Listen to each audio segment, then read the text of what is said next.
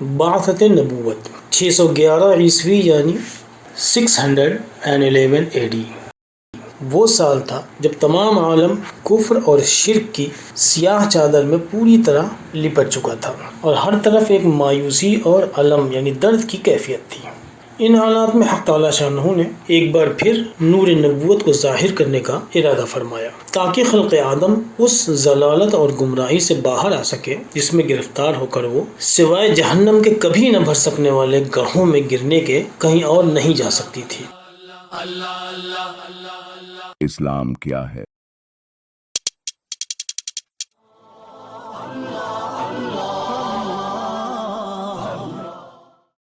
چنانچہ نبوت کے عہدے سے سرفراز ہونے سے پہلے ہادی برحق اور نبی آخر الزماں صلی اللہ علیہ وسلم کو ان تمام صفات کمالیہ سے سرفراز کر دیا گیا جن کی انہیں ضرورت تھی اور جن کا اوپر بیان ہوا۔ 32 یا 33 سال کی عمر میں آپ کو توجہ اللہ کا خصوصی میلان شروع ہو گیا تھا، اس لیے آپ کو تنہائی خاص محبوب ہو گئی تھی۔ تنہائی میں بیٹھ کر آپ اپنے رب کے انعامات کا جائزہ لیتے اور جو بھی طریقہ شکر ادا کرنے کا سمجھ میں آتا اس میں شکر ادا کرتے۔ اکثر ستو اور پانی لے کر غار حرا میں تشریف لے جاتے۔ یہ غار اب جبل نور کے نام سے مشہور ہے اور کئی دنوں تک وہاں عبادت و ریاضت میں مصروف رہتے۔ جب کھانے پینے کا سامان ختم ہو جاتا تو آ کر دوبارہ لے جاتے اور اسی طرح اپنے مالک کے ساتھ تعلق کو قائم کرنے میں لگے رہتے۔ جب آپ صلی اللہ علیہ وسلم کی عمر مبارک 40 سال کے قریب ہو گئی تو آپ کی اس کیفیت میں اضافہ ہو گیا، یاد الہی میں انہماک بڑھ گیا۔ آپ صلی اللہ علیہ وسلم کو غار حرا کی تنہائی میں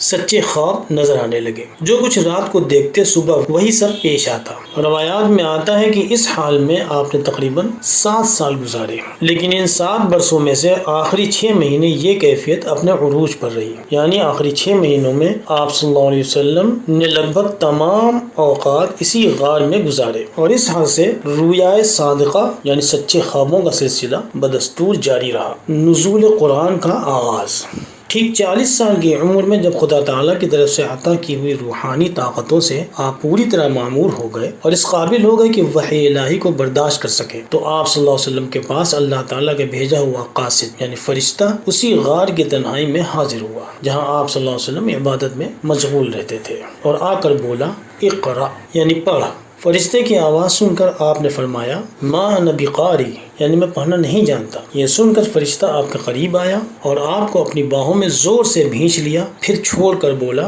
اقرا۔ جواب میں آپ نے پھر فرمایا ما انا بقاری کہ میں پڑھنا نہیں جانتا۔ اس پر فرشتے نے آپ کو پھر بھینچا اور چھوڑ دیا اور بولا اقرا۔ آپ نے فرشتے کو پھر وہی جواب دیا۔ اس پر فرشتے نے آپ کو تیسری بار بھینچا اور پھر چھوڑ کر بولا اقرأ بسم ربک الذی خلق خلق الانسان من علق اقرأ وربک الاکرم الذی علم بالقلم، یعنی پڑھ اپنے رب کے نام سے جس نے ہر شے کو پیدا کیا اور انسان کو جمے ہوئے خون سے پیدا کیا۔ پڑھ اور تیرا رب بڑا بزرگ ہے جس نے قلم کے ذریعے سے علم سکھایا، انسان کو وہ کچھ سکھایا جو وہ نہیں جانتا تھا۔ یہ کہہ کر فرشتہ غائب ہو گیا۔ اس واقعے سے آپ کا دل کانپ اٹھا۔ آپ تشویش کے عالم میں گھر تشریف لے آئے۔ گھر آ کر حضرت خدیجہ رضی اللہ عنہ سے فرمایا زملونی زملونی، مجھے کمبل اڑاؤ مجھے کمبل اڑاؤ۔ حضرت خدیجہ رضی اللہ عنہ نے کمبل اڑا دی، لیکن وہ بھی گھبرائیں کہ کیا بات ہو گئی۔ تھوڑی دیر بعد جب آپ صلی اللہ علیہ وسلم کو کچھ اطمینان ہوا تو آپ نے تمام واقعہ حضرت خدیجہ رضی اللہ عنہ سے بیان فرمایا اور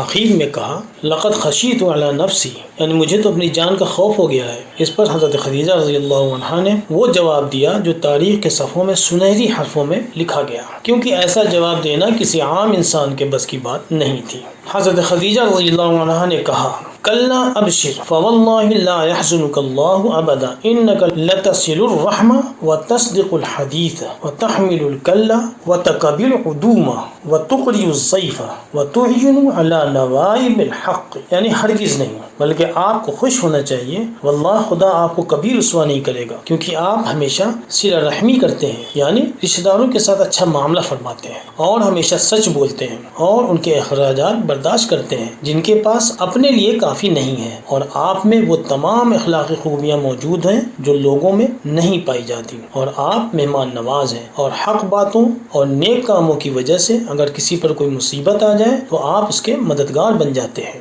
آپ کو یہ تشفی اور تسلی دینے کے بعد حضرت خدیجہ رضی اللہ عنہ آپ کو لے کر اپنے چچا زاد بھائی ورقہ بن نوفل کے پاس گئی، جو ایک سچے عیسائی تھے اور اب کافی بوڑھے ہو چکے تھے، اب انجیل کی کتابت کیا کرتے تھے۔ ان کے پاس پہنچ کر ان کے سامنے حضرت خدیجہ رضی اللہ عنہ نے آپ صلی اللہ علیہ وسلم کی ساری کیفیت بیان کی۔ ورقہ نے تمام باتیں سن لینے کے بعد کہا، یہ یعنی سورہ علق کی آیات وہی ناموس اکبر ہے جو حضرت موسیٰ علیہ السلام پر اترا تھا۔ کاش میں جوان ہوتا اور اس وقت تک زندہ رہتا جب قوم آپ کو آپ کے شہر سے نکال دے گی۔ ان کی بات سن کر آپ صلی اللہ علیہ وسلم نے فرمایا، او مخرجوہم، یعنی کیا قوم مجھے نکال دے گی؟ جواب میں ورقہ نے کہا، ہاں، دنیا میں جو کوئی رسول آیا اس نے توحید کی تعلیم دی، اس کے ساتھ عداوت اور دشمنی کا برتاؤ ہوا ہے۔ بخاری شریف کی روایت میں ہے کہ ورقہ نے یہ بھی کہا، اگر وہ وقت میری زندگی میں آیا تو میں اس وقت پوری قوت کے ساتھ تیری حمایت کروں گا، مگر ورقہ اس وقت کے آنے سے پہلے ہی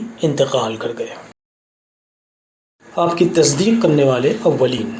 جب آپ صلی اللہ علیہ وسلم نبوت سے سرفراز کر دیے گئے اور آپ کو معلوم ہو گیا کہ آپ اللہ کے نبی ہیں، تو پھر آپ نے تبلیغ دین کا کام شروع کر دیا، لیکن پہلے آپ نے یہ کام خاموشی کے ساتھ کیا۔ سب سے پہلے آپ پر ایمان لانے والی شخصیت آپ کی چہیتی بیوی حضرت خدیجہ الکبریٰ رضی اللہ عنہا کی تھی۔ آپ رضی اللہ عنہا کو جیسے ہی معلوم ہوا کہ آپ کے شوہر اللہ کے رسول ہیں، آپ کو یہ بات مان لینے میں ذرا بھی تعامل نہیں ہوا۔ اسی طرح مردوں میں آپ کے عزیز دوست حضرت ابو بکر بن ابی قحافہ رضی اللہ عنہ کو جس دن یہ معلوم ہوا کہ آپ رضی اللہ عنہ کے دوست محمد صلی اللہ علیہ وسلم کو اللہ تعالیٰ نے اپنا نبی بنایا ہے، آپ نے فوراً اس بات کو مان لیا، کیونکہ حضرت ابو بکر رضی اللہ تعالیٰ عنہ جانتے تھے کہ آپ غلط بیانی نہیں کر سکتے، اور بچوں میں حضرت علی کرم اللہ وجہہ نے سب سے پہلے آپ کو اللہ کا رسول تسلیم کیا، اور آزاد کردہ غلاموں میں حضرت زید بن حارث رضی اللہ عنہ نے سب سے پہلے آپ کو نبی مانا۔ یہ وہ لوگ تھے جنہوں نے پہلی ہی دفعہ میں آپ کی نبوت کو تسلیم کر لیا اور کسی طرح کی حجت و تکرار یا رد و قد نہیں کی، اور یہ سب کے سب آپ کے انتہائی قریبی اور معزز لوگ تھے، آپ کے عادات و اطوار کے بارے میں سب سے زیادہ جانتے تھے، اس لیے ان لوگوں کا آپ کے صرف ایک دفعہ کہہ دینے پر اپنے دین کو جھوٹا اور آپ کے دین کو سچا مان لینا آپ صلی اللہ علیہ وسلم کے صادق ہونے کی ایسی دلیل ہے جسے دنیا کا بڑے سے بڑا فلسفی بھی رد کرنے کی ضرورت نہیں کر سکتا تھا اور نہ کر سکا۔ غار حرا میں فرشتے کی آمد کے واقعے اور پہلی وحی کے نازل ہونے کے بعد کچھ دنوں تک وحی کا سلسلہ بند رہا۔ جتنے دنوں تک وحی کا سلسلہ بند رہا، اس زمانے کو مفسرین نے فترۃ الوحی کا زمانہ کہا ہے۔ وحی کا سلسلہ رک جانے کی وجہ سے آپ کافی غمگین رہنے لگے، لیکن اس زمانے میں بھی آپ کی عبادت و ریاضت میں کوئی فرق نہیں آیا۔ پھر ایک روز آپ غار سے مکان تشریف لے جا رہے تھے کہ اچانک آپ کو پھر وہی فرشتہ دکھائی دیا۔ آپ صلی اللہ علیہ وسلم اسے دیکھ کر سہم گئے، گھر آئے اور کپڑا اوڑھ کر لیٹ گئے۔ تبھی آپ کے کانوں میں یہ پرجلال آواز آئی، یا ایھا المدثر قم فانذر وربک فکبر وثیابک فطہر والرجز فہجر، اے چادر میں لپٹے ہوئے اٹھ اور لوگوں کو عذاب الہی سے ڈرا اور اپنے رب کی بڑائی و کبریائی بیان کر، پاک دامنی اختیار کر اور نجاست، شرک و بدی سے جدائی اختیار کر۔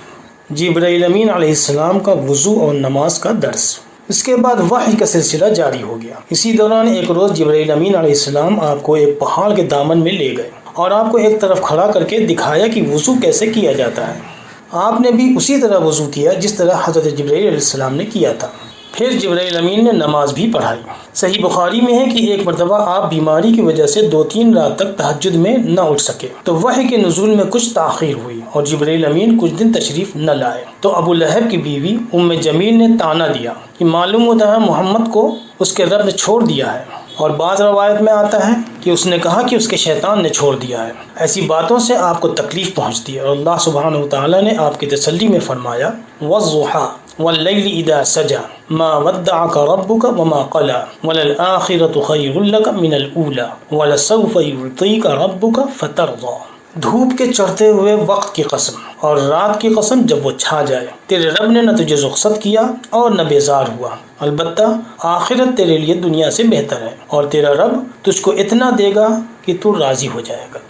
آپ نے تبلیغ دین کی شروعات گھر سے کی، پھر دوستوں اور رشتہ داروں پر اسلام پیش کرنا شروع کیا، لیکن مصلحتاً اس کام کو پوشیدہ رکھا۔ یہی اسلامی تاریخ کا اولین دور ہے جسے آغاز اسلام سے تعبیر کیا جاتا ہے، اور اس دور میں اسلام و نبی برحق صلی اللہ علیہ وسلم کی حمایت میں کھڑا ہونے والا سب سے مضبوط اور محبوب ہاتھ حضرت ابو بکر بن ابی قحافہ رضی اللہ عنہ کا تھا، جو بعد میں ابو بکر صدیق رضی اللہ عنہ کے نام سے مشہور ہوئے، جن کا قریش میں بڑا رسوخ تھا اور حلقہ احباب یعنی دوستوں کا جتھا بہت وسیع تھا۔ آپ رضی اللہ عنہ کی ذاتی کوشش سے حضرت عثمان بن عفان، حضرت طلحہ بن عبید اللہ، حضرت سعد بن ابی وقاص، حضرت عبد الرحمن بن عوف اور حضرت زبیر بن العوام رضی اللہ عنہم اجمعین جیسے لوگ ایمان لے آئے، جن کا صحابہ اکرام کی جماعت میں عالی شان مقام ہے، اور یہ سب کے سب عشرہ مبشرہ میں سے ہیں۔ عشرہ مبشرہ کی تفصیل، جیسا کہ عنوان سے ظاہر ہے، یہ 10 لوگ ہیں۔ انہیں صحابہ اکرام کی جماعت میں صف اول کے 10 سب سے زیادہ معزز و مکرم افراد سمجھا جاتا ہے۔ انہوں نے اپنے اعمال حسنہ کی بدولت دنیا ہی میں رسول پاک صلی اللہ علیہ وسلم سے سن لیا تھا کہ وہ جنتی ہیں۔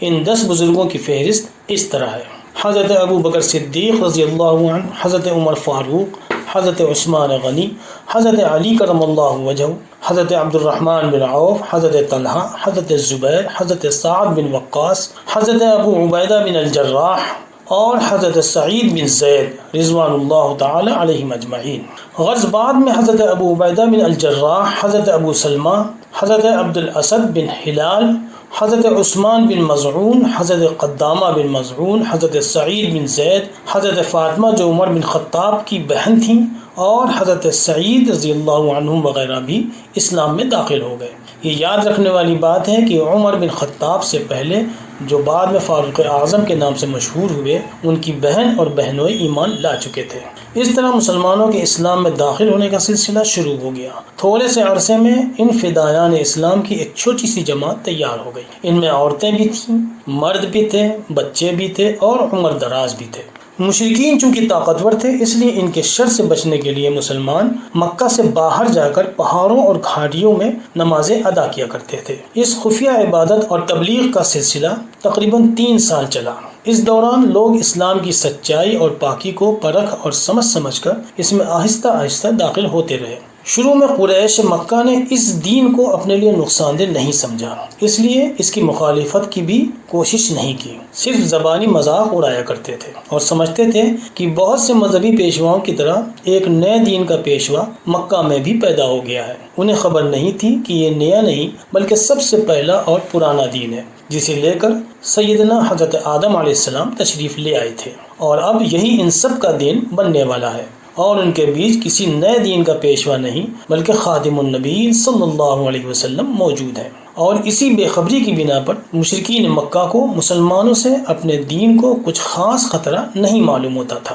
البتہ فتنہ انگیز افراد ہر جگہ اور ہر قوم میں موجود رہے ہیں۔ قریش مکہ میں بھی تھے، چنانچہ انہی شر پسندوں میں سے کچھ کا واقعہ ہے کہ ایک روز حضرت سعد بن وقاص رضی اللہ تعالیٰ عنہ چند مسلمانوں کے ساتھ ایک گھاٹی میں نماز ادا کر رہے تھے کہ چند مشرکین وہاں پہنچ گئے اور مسلمانوں کو عبادت کرتا ہوا پا کر انہیں اس کام سے باز رہنے کو کہا۔ مسلمان ان کی بات کیسے مان سکتے تھے؟ جب مشرکین نے دیکھا کہ یہ لوگ ہٹ دھرمی کر رہے ہیں تو لڑنے مرنے پر آمادہ ہو گئے۔ تب حضرت سعد بن وقاص رضی اللہ تعالیٰ عنہ نے، جن کی بہادری کے عالی شان کارناموں سے تاریخ کے صفحات پر ہیں، میان سے تلوار نکال لی، اور اس تلوار کے آگے کسی کافر کے کھڑے رہ پانے کی تاب نہیں تھی، اور یہی وہ موقع تھا جب راہ خدا میں پہلی بار کوئی تلوار چلی، اور ایسی خوبی سے چلی کہ ایک کافر زخمی ہوا اور باقی بھاگ گئے۔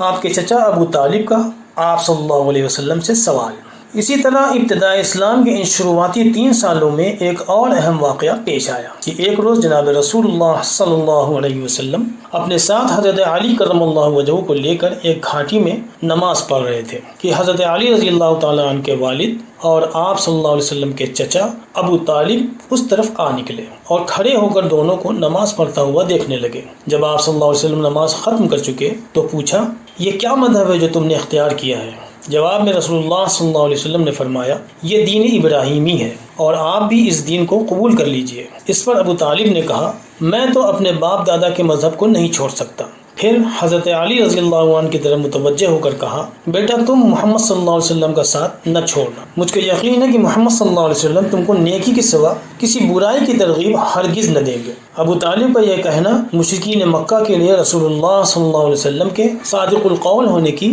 ایک اور بڑی دلیل تھی، اور اس کی بھی دلیل تھی کہ ابتدا میں جو لوگ آپ پر ایمان نہیں لائے، ایسا نہیں ہے کہ وہ آپ صلی اللہ علیہ وسلم کے نبی ہونے کے دعوے کو غلط سمجھتے تھے، بلکہ ان کے شروع میں ایمان نہ لانے کی وجہ ان کی انا تھی، جسے ابو طالب نے صاف صاف یہ کہہ کر ظاہر کر دیا کہ میں تو اپنے آبا کا مذہب اپنی قوم کی وجہ سے نہیں چھوڑوں گا، لیکن اپنے بیٹے سے کہا کہ تم محمد کا ساتھ مت چھوڑنا، کیونکہ وہ تمہیں گمراہی کی طرف نہیں لے جانے والے۔ ظاہر ہے کہ محمد رسول اللہ صلی اللہ علیہ وسلم کے بارے میں تمام قریش کی یہی رائے تھی جو ابو طالب کی تھی، کہ وہ صادق القول یعنی سچی بات کہنے والے انسان ہیں اور گمراہ کن باتیں نہیں کرتے۔ پھر ایمان نہ لانے کی وجہ اپنے آپ سمجھ میں آ جاتی ہے۔ واللہ اعلم۔